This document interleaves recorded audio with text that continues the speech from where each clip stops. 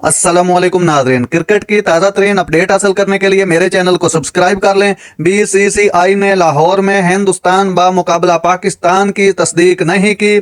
ICC champions trophy 2025 में दोनों ममालिक के दरमियान ताल्लुकात की वजह से आइंदा इवेंट भी भारत की शिरकत पर गैर यकीनी सूरत हाल पैदा हो रही है। बीसीसीआई के एक जराये ने ANI को बताया कि हिंदुस्तानी टीम आईसीसी चैंपियन ट्रॉफी 2025 के लिए पाकिस्तान का सफर नहीं करेगी और इंटरनेशनल क्रिकेट काउंसिल से अपने मैच श्रीलंका या दुबई में मुनअकिद करने के लिए कहेगी।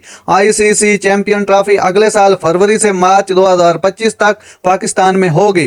2008 के एशिया कप से हिंदुस्तान ने दोनों ममालिक के दरमियान कशीदा ताल्लुकात की वजह से पाकिस्तान में कोई क्रिकेट टूर्नामेंट नहीं खेला।